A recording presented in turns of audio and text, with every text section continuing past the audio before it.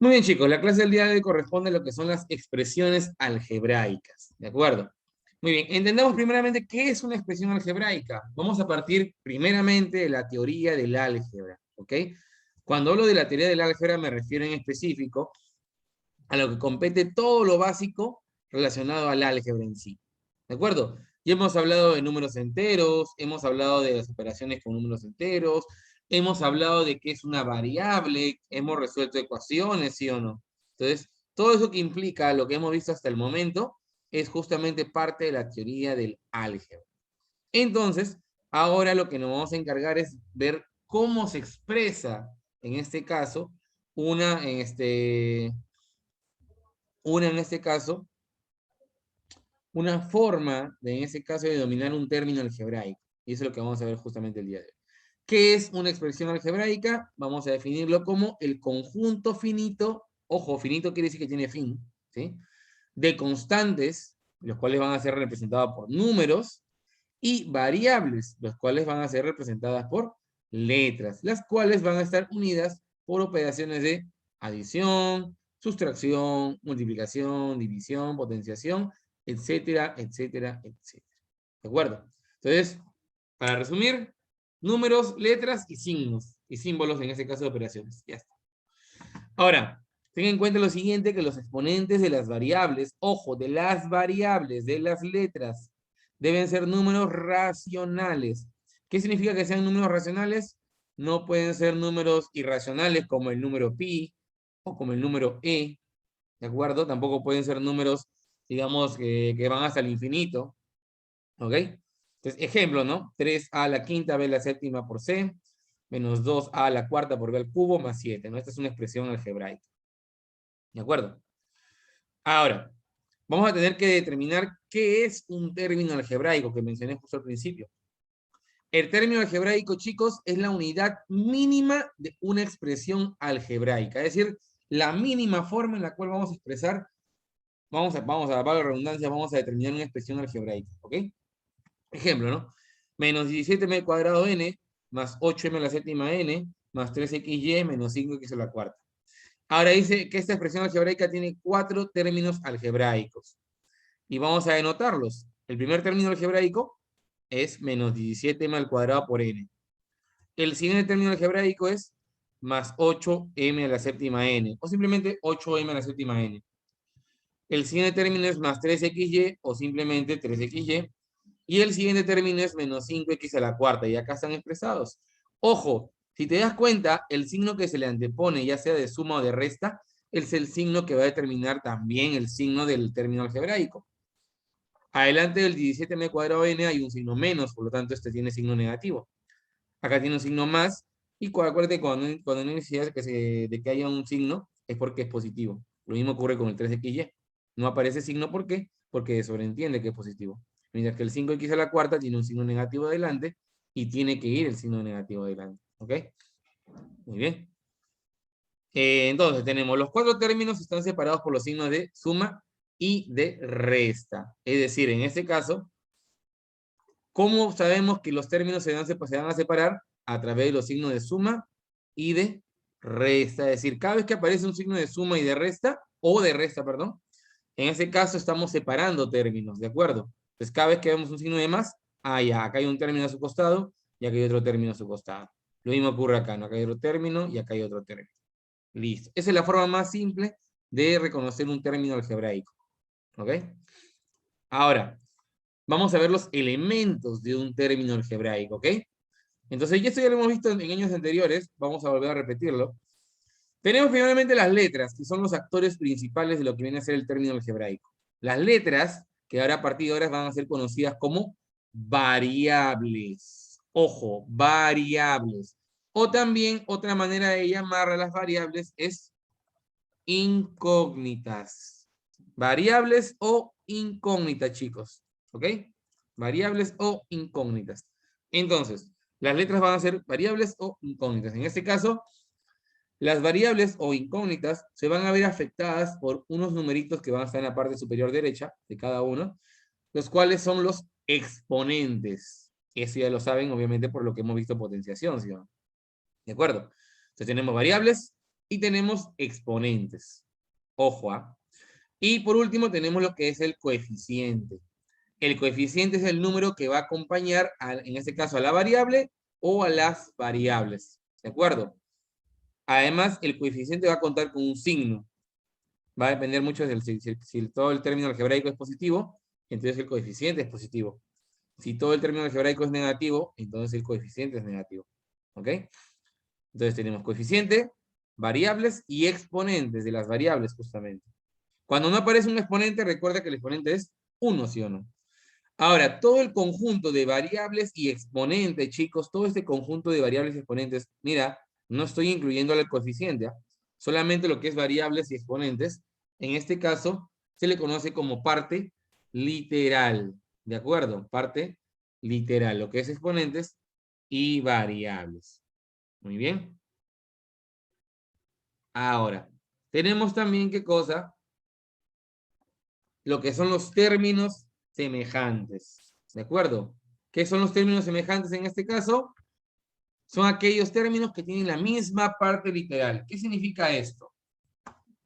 Que en este caso vamos a fijarnos en las variables y en sus exponentes. Si ocurre que las variables y los exponentes tienen, en este caso, tienen la misma parte literal, ojo, o sea, mismas variables y mismos exponentes, de manera respectiva, se dice que todo este conjunto de términos son términos semejantes, ¿de acuerdo? Entonces, al ser términos semejantes, se entiende que vamos a poder operarlos. Y esto lo vamos a ver más adelante, no se preocupen. Acá tenemos otro ejemplo de términos que no son semejantes.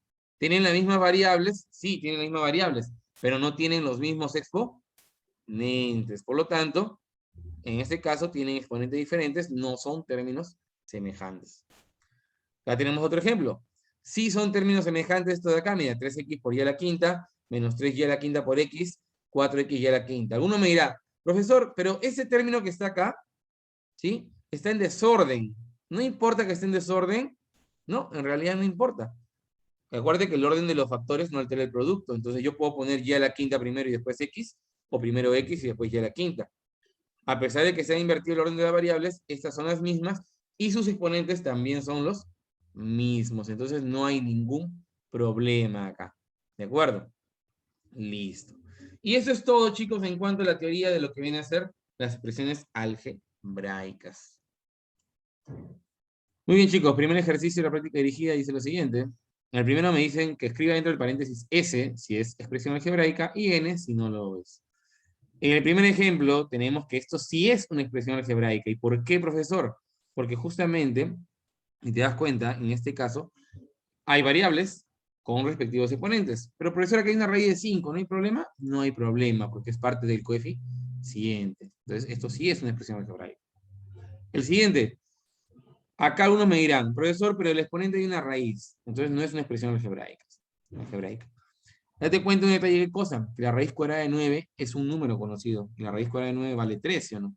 Por lo tanto, no hay un exponente irracional, hay un exponente racional, que es un número conocido. Por lo tanto, decimos que esto sí es una expresión algebraica. En el siguiente, todo está de acuerdo, todo está correcto, todo está conforme, pero estos 3 puntos que implican que esta expresión no tiene fin. Por lo tanto, es una expresión infinita, lo cual me da a entender que no es una expresión algebraica. ¿Por qué? Porque las expresiones algebraicas son finitas, es decir, tienen fin. El siguiente, 26 por x elevado a la raíz de 3. Raíz de 3 no es un número racional, por lo tanto, esto no es una expresión algebraica. Muy bien. Ahora me dicen completa. Muy bien, me dan un término algebraico y tengo que indicar sus partes. En ese caso, los números que están arriba, ¿qué vienen a ser? Vienen a ser los exponentes. Mientras que las letras que la componen, en este caso el término algebraico, se les conoce como variables.